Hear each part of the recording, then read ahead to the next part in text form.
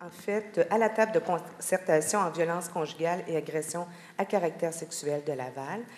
C'est un colloque sous le thème des défis de l'intervention et de la prévention, donc violence et santé mentale, ce que ça soulèvera dans les équipes lorsqu'on discutera ensemble autour des défis de l'intervention et de la prévention.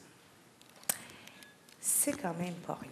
Ce sont des moments particuliers, privilégiés que nous aurons, que vous aurez, pour discuter de cette concertation et des moyens à mettre en place. On les connaît, vous connaissez les moyens, vous êtes les experts. Maintenant, comment on pourra faire arrimer tout ça pour rendre un meilleur service, évidemment, aux enfants et à leurs familles?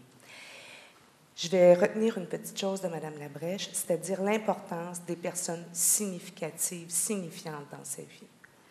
Oui, il y a une famille dysfonctionnelle. Elle disait « J'aime ma famille, mais c'est une belle bande de folles ». Alors, c'est intéressant de le voir sous cet angle-là et de le voir sous l'angle aussi des solutions et de comment on se mettra au service et à contribution des personnes qui sont en difficulté, se disant qu'on n'est jamais à l'abri, nous non plus, comme intervenants. Merci beaucoup. Dans cet esprit-là, je vous donne quelques petites indications peut-être. Alors, vous informer d'abord que l'ensemble du colloque est filmé présentement. L'idée étant que nous souhaitons faire des capsules éventuellement, un peu pour se rafraîchir la mémoire tout au long de l'année. Et puis, bien, ça introduit, Marie-Cécile, vous avez introduit quelque chose de fort intéressant, puisque notre première conférencière aujourd'hui est Mme Suzanne Léveillé. Mme Suzanne Léveillé est professeure à l'Université du Québec de Trois-Rivières depuis 1995. Elle est psychologue depuis 1989. Elle est également auteure de 2 volumes sur la violence dans la famille, Ces hommes qui tuent leur famille, aux éditions Ressources, édité en 2008, et Les passages à l'acte dans la famille, dans une perspective psychologique et sociale, qui a été édité en 2010 au PUC. Elle va nous entretenir d'un sujet justement en lien avec ce que vous venez de nous dire. Vous allez voir, la logique devrait s'y trouver. Alors, la violence dans la famille, troubles de santé mentale et variables situationnelles. Comment d'une famille à l'autre, finalement, ça peut prendre une couleur. Alors, Madame Léveillé, bienvenue.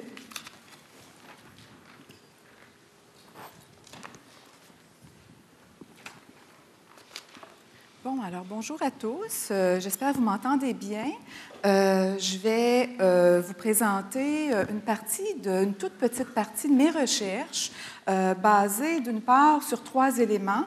D'une part, mon expertise de psychologue, en fait, et mon travail à l'Institut Philippe Pinel d'il y a quelques années. Le travail aussi à partir de dossiers de tous les homicides commis au Québec depuis entre, en fait, 1997 et 2007, et aussi des entrevues effectuées avec les hommes qui ont tué dans leur famille. En fait, le titre... Attendez, je vais juste...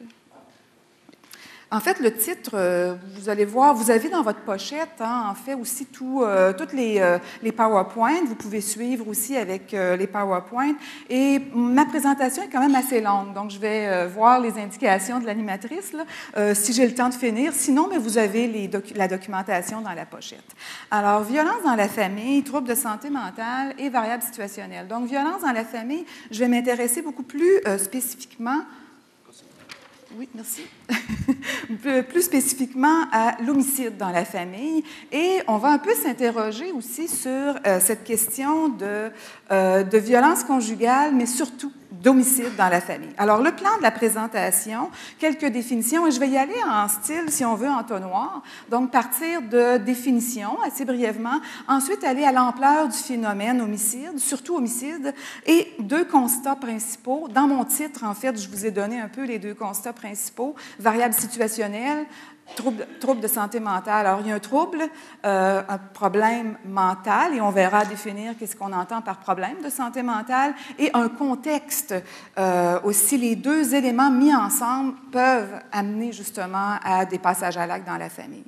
Quelques études sur le sujet et des cas cliniques. Je tenais à apporter quelques cas cliniques, espérant qu'on ait le temps là, de les voir ensemble, mais qui illustrent, qui me semblent pourraient illustrer très bien le contexte théorique, conclusion et questions.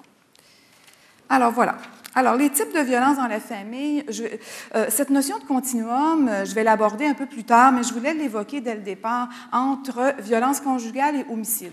La question se pose toujours, est-ce que tous les hommes qui font de la violence conjugale vont finir par faire un homicide? Est-ce qu'on parle d'un continuum? Bien sûr que non, c'est sûr, mais on pose des hypothèses à ce sujet-là qu'on pourra aborder justement au fur et à mesure de la journée ou du moins de ma présentation. L'homicide conjugal, en fait, l'homicide de son ou sa conjointe, commis en fait par un homme ou une femme. Ça peut être aussi sur son ex-conjointe, souvent dans les premiers temps de la séparation amoureuse. L'homicide des enfants. Alors, on parle souvent d'infanticide, filicide masculin, féminin et le néonaticide. Moi, je préfère le terme filicide. Le filicide, c'est l'homicide d'un enfant entre 0 et 18 ans. Donc, c'est un concept beaucoup plus global, autant commis par un homme que par une femme. L'infanticide, ça a un aspect beaucoup plus légal. Donc, et habituellement, c'est lié à une femme qui tue son jeune enfant dans un contexte de dépression postpartum. C'est un peu plus spécifique, l'infanticide, tandis que le filicide, c'est beaucoup plus global. L'homicide de son père ou de sa mère, le parricide, autant commis par un homme que par une femme. Habituellement, on entend l'homicide commis par un adolescent ou un adulte. Mais quelques chiffres maintenant. Alors, au Québec, on avait fait... une collègue et moi, un rapport de tous les homicides commis au Québec pendant une période donnée, c'est-à-dire 10 ans, donc de 1997 à 2007, et on a répertorié beaucoup de cas, comme vous pouvez le voir dans les chiffres. Alors, 139 hommes qui ont tué leur conjointe, donc 13,9 par année quand même, proche de 14, et ceci aussi n'inclut pas les tentatives d'homicide. Alors, quand on fait un travail au bureau du coroner en chef, on a accès au dossier des victimes décédées, là, c'est sûr, et de l'agresseur, bien sûr. Donc, on pourrait augmenter le N, entre guillemets, là, si on ajoutait les tentatives aussi et les voies de fait graves. 17 femmes qui ont tué leur conjoint, 40 hommes qui ont tué un ou plusieurs de leurs enfants. On verra aussi les tentatives de suicide et les suicides, justement, pour les hommes spécifiquement. 28 femmes ont tué leur enfant, 30 hommes j'espère que ça va, c'est ça, 30 hommes qui ont tué leur père ou leur mère ou les deux, et 3 femmes qui ont tué leur mère ou leur père. Le 3 semble petit, là, bon, c'est sûr, mais comme je vous disais, les femmes qui tuent leurs parents, souvent, ça va être des tentatives de suicide, des tentatives, d'homicide. L'homicide n'a pas été complété, là, si on veut. Et le familicide, c'est l'homicide masculin, qu'on va dire par excellence, c'est-à-dire l'homme, parce que c'est des hommes, et il y en a eu 10 sur la période de 10 ans, donc un par année, qui tue sa femme, ses enfants et qui retourne l'arme contre lui par la suite dans 80% des cas.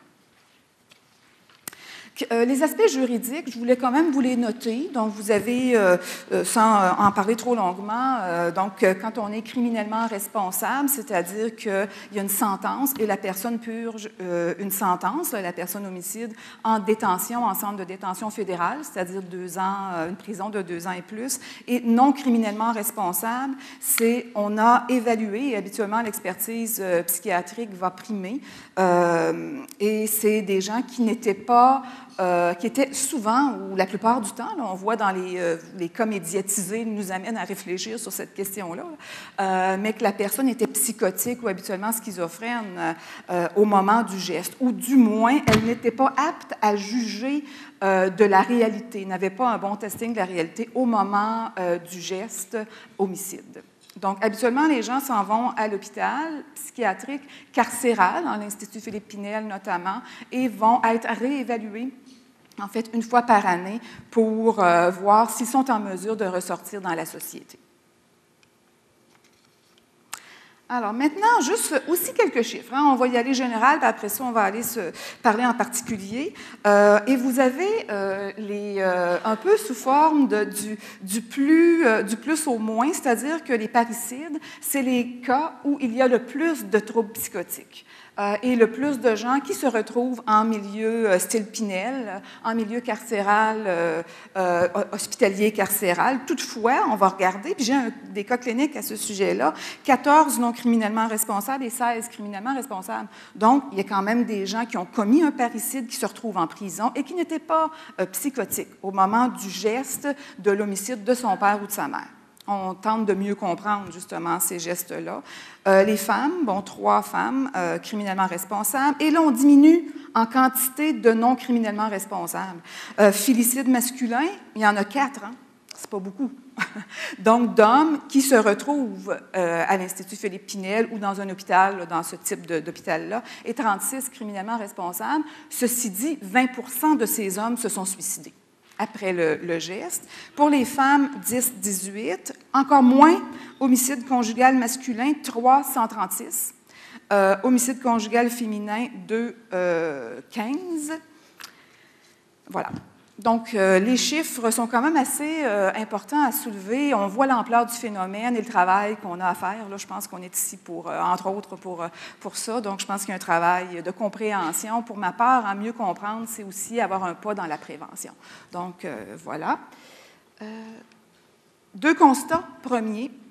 Alors, d'une part, le parricide, c'est un type d'homicide le plus souvent commis par des gens qui présentent un trouble mental, comme la schizophrénie. Mais on voit quand même, c'est à peu près 50-50.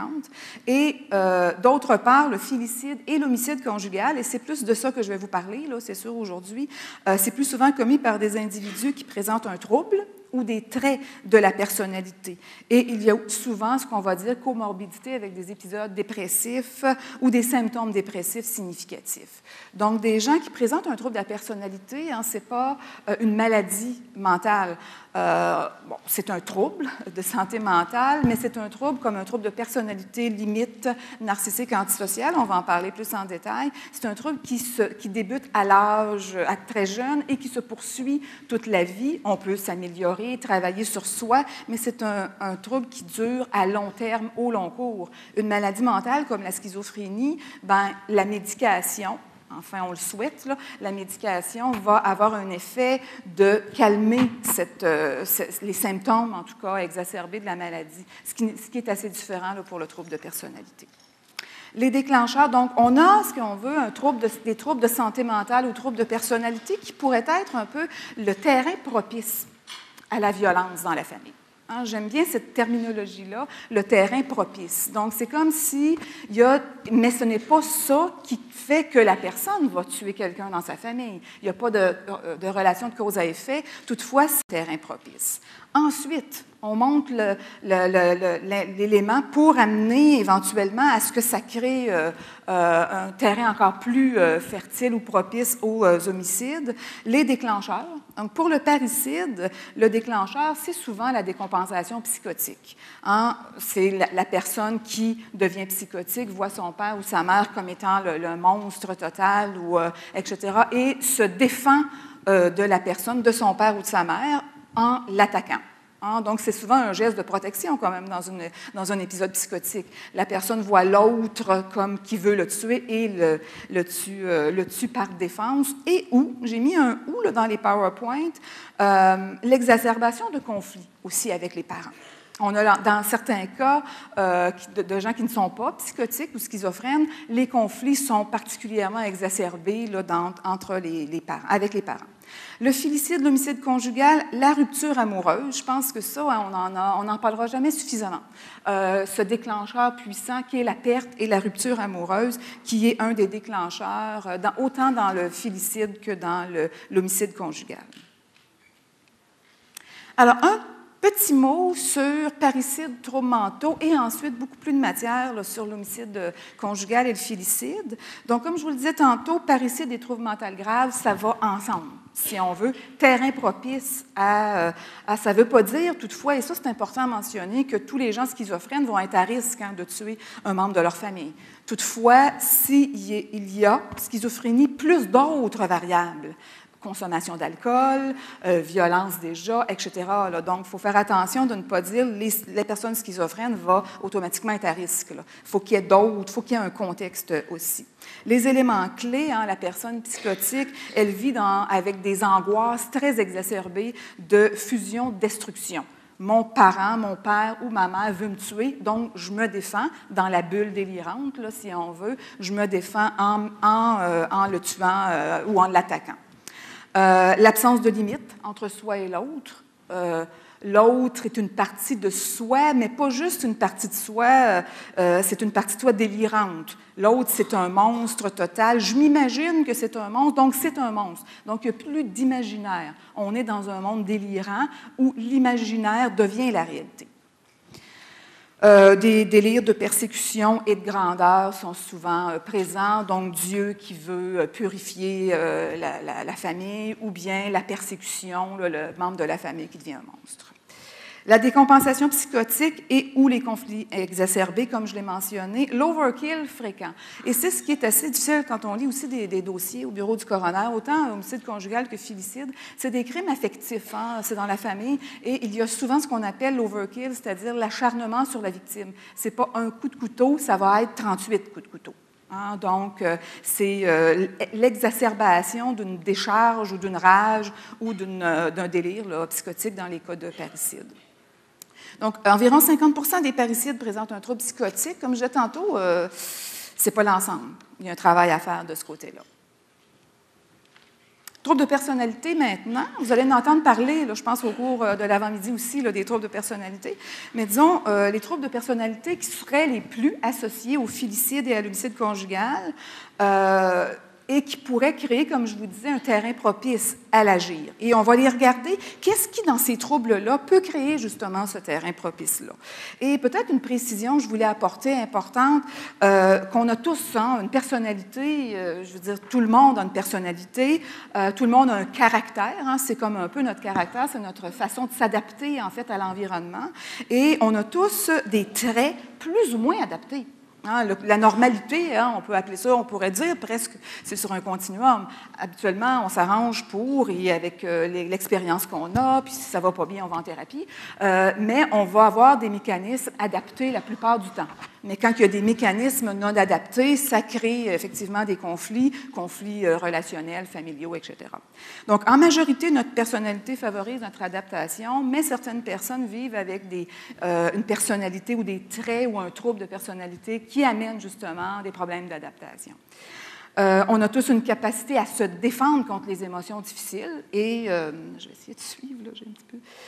contre les émotions difficiles. Puis quand je parle d'émotions difficiles, c'est comme la perte, c'est majeur. C'est une émotion, un des éléments majeurs de la vie de chaque individu, perdre ses parents, des fois les gens qui ont perdu des gens en bas âge, etc., ou une personne qui part pour une raison ou pour une autre, donc sans qu'elle soit décédée. Donc c'est une émotion universelle, je pense, de vivre la perte.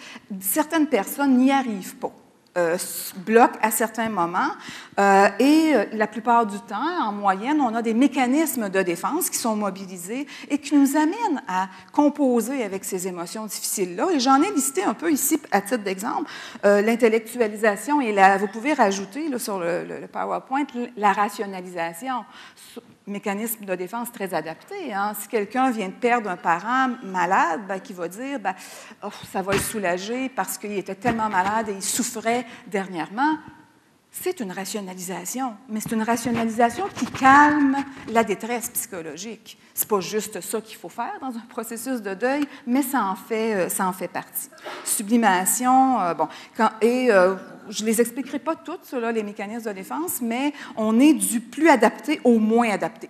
Et quand on est dans le clivage, je pense que tout le monde sait c'est quoi le clivage, mais de placer l'autre et même soi-même comme étant soit tout bon tout mauvais, sans l'ambivalence. Être ambivalent, c'est de dire, je l'aime bien, je l'aime moins, on est dans les relations interpersonnelles. Quand c'est dans le clivage, c'est quand je l'aime total, puis quand je l'haïs total. Donc, si en plus la personne a des problèmes de limite, c'est sûr, quand elle haït totalement l'autre, il y a des risques là. Des risques de s'engueuler avec la personne et d'aller dans des comportements plus encore inadaptés. Alors, certains traits de notre personnalité nous permettent un ajustement émotionnel, relationnel adéquat. Des troubles, ceux qui sont liés, en tout cas, à l'homicide dans la famille et aussi à la violence plus large, mais disons, on va se centrer sur l'homicide, qui crée le terrain propice. Ensuite, on a les déclencheurs, comme je disais tantôt, je le répète souvent là, dans le PowerPoint, vous allez voir. Les variables situationnelles, la rupture amoureuse et criminologique, on oublie des fois, l'accès à une arme à feu. C'est une variable importante, contextuelle, c'est sûr. Dans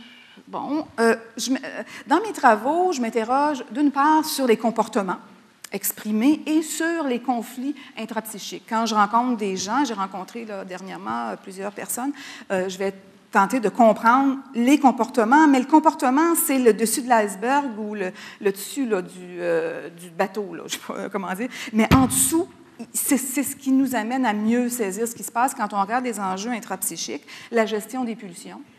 Je pense qu'il y a des gens qui n'arrivent pas à contenir leurs pulsions, vont décharger rapidement, vont attaquer rapidement, que ce soit verbalement et éventuellement physiquement. L'identité fragile.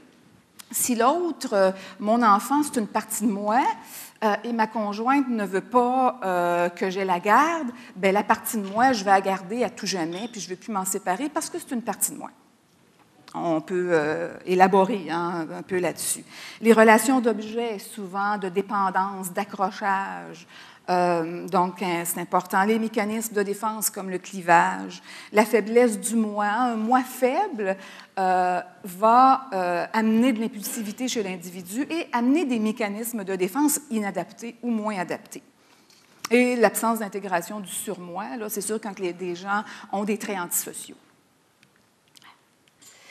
Je vais vous parler du TPL, trouble de personnalité limite, TPA, trouble de personnalité antisociale, et TPN, trouble de personnalité narcissique. Entre les trois troubles, créent terrain propice, là, comme je vous disais tantôt, mais il faut rajouter le situationnel criminologique.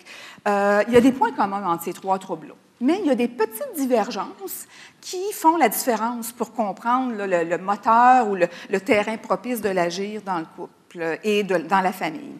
Alors, le trouble de personnalité limite, instabilité dans les relations interpersonnelles au niveau de l'identité et au niveau des affects. Et le drame, un des drames majeurs, entre guillemets, de l'individu qui présente un trouble de personnalité limite, c'est la distance relationnelle, l'intimité. Comment gérer cette distance avec l'autre? Je l'aime, je me rapproche, et là, je vis l'intrusion, ou elle s'en va, je vis un abandon. Et c'est comme les deux pôles qui jouent tout le temps. Donc, la personne arrive mal ou arrive difficilement à gérer cette distance-là. Et la limite peut devenir poreuse. Il n'y a pas une perte complète des limites, soit autrui. Mais il y a, le terme, là, je ne l'ai pas noté dans le PowerPoint, la porosité des limites. L'autre me quitte, je ne suis plus rien. L'autre part, c'est une partie de moi qui s'en va, je ne peux tolérer l'émotion vécue par le départ de l'autre, et de la conjointe, et des enfants, etc. Les gens, donc, réagissent fortement à la rupture amoureuse, un vécu d'abandon. On parle aussi d'angoisse dépressive face à la perte, donne lieu à des réactions fortes lors d'abandon, lors de séparation. Et souvent, le comportement que la personne va prendre pour composer avec l'abandon, c'est le contrôle de l'autre. Les harcèlements téléphoniques, notamment. Tu me quittes, 22 messages ou 150 messages sur une boîte vocale, on a déjà vu ça, là. Donc, c'est comme pour récupérer l'autre, c'est d'aller dans des types de comportements comme ça. Ces individus ont une identité fragile, ils se sentent abandonnés, ressentent, par exemple, si tu me quittes, je ne suis plus rien. Je n'existe plus, je ne suis plus rien sans toi, là, un peu là, cette image-là. La jalousie peut aussi embarquer facilement.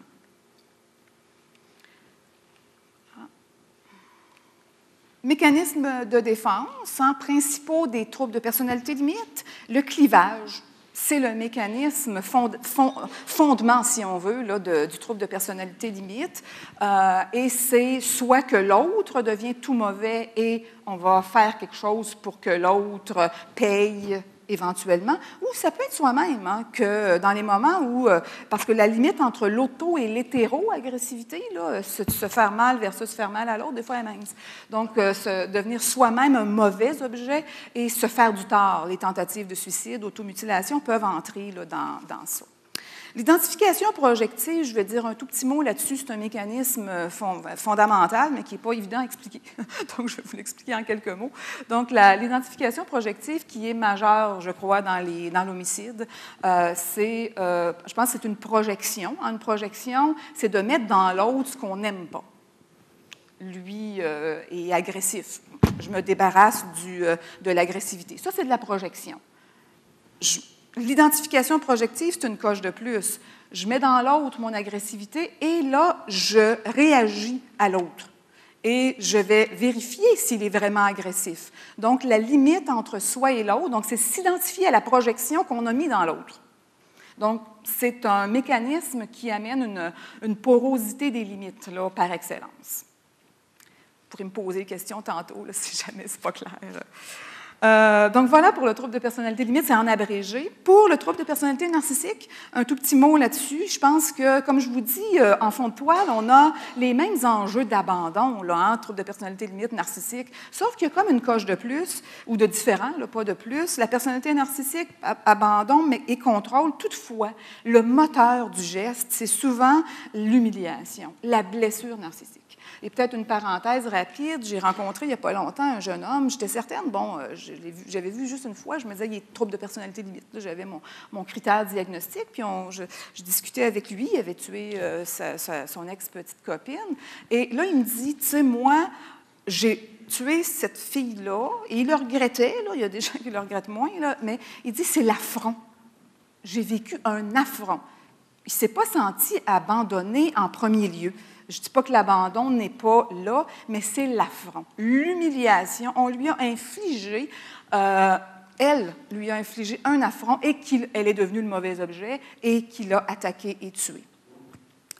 Donc, la perte de la personne, moi j'aime pas le terme, là, vous verrez dans vos PowerPoint, mettez-le, j'ai mis « utiliser », mais c'est bon. C'est sûr que plus on s'en va dans le narcissisme malin, là, si on veut, c'est une terminologie ou antisociale, la personne qui est narcissique, qui est très narcissique, là, qui n'a pas très de recul sur son narcissisme, va utiliser beaucoup les autres pour arriver à ses fins. Donc, c'est pour ça le terme « utiliser », mais ce n'est pas chez tous les gens narcissiques, là, mais bon. Pour se sentir fort, avoir le dessus sur l'autre. Et si j'ai le dessus, il ne faut pas que tu me fasses un affront. Donc, terrain propice de personnalité, là, et la rage qui vient par-dessus. Trouble de personnalité antisociale, je vous dirais qu'au niveau du trouble de personnalité antisociale, il y a beaucoup moins, on y va en ordre décroissant, si on veut. On a le TPL, TPN, TPA. Habituellement, c'est des traits antisociaux. Donc, l'utilisation avec des comportements antisociaux. J'ai encore un peu de temps. OK. Alors, donc, je vais aller dans mes cas cliniques. Donc, vous pourrez continuer, parce que j'expliquais plus en détail ce qui est un TPL, trouble de personnalité narcissique, qu'est-ce qui est le moteur du geste. Je l'ai pratiquement tout expliqué. Vous l'avez beaucoup plus en détail. Et l'autre élément qui était majeur à considérer, c'est que quand on est dans le registre des troubles de la personnalité, TPL, TPN, TPA, il y a un auteur clé, moi, qui m'inspire beaucoup. Il y en a deux principaux, mais disons, lui, il s'appelle Otto Kernberg, et il travaille sur cette notion d'échelon. Donc, pour un trouble de personnalité limite, et même narcissique et antisocial, il n'y a pas un seul profil type. On a des gens qui se situent sur l'échelon inférieur, et c'est des gens qui habituellement manquent d'introspection, font beaucoup plus de passages à l'acte, etc., tandis que des gens qui sont sur l'échelon qu'on vous dirait, c'est la terminologie de l'auteur, supérieur, à ce moment-là, vont être un peu plus aptes à la thérapie. aller en thérapie, s'analyser, s'auto-analyser, puis aller voir des psys pendant longtemps. Donc, vont être capables de faire un chemin. Mais plus la personne est narcissique, et avec le narcissisme malin, moins elle a de l'introspection et du recul sur elle. Donc, c'est sûr qu'elle est difficile à aider à ce niveau-là. Alors, allons avec les cas cliniques qui commencent, parce que je veux vraiment avoir le temps de vous parler de mes cas cliniques qui sont loin dans le PowerPoint. Alors, amusez-vous dans le PowerPoint, ici. Vous allez voir, c'est très clair, le PowerPoint. Il y a les auteurs clés, les sous-titres.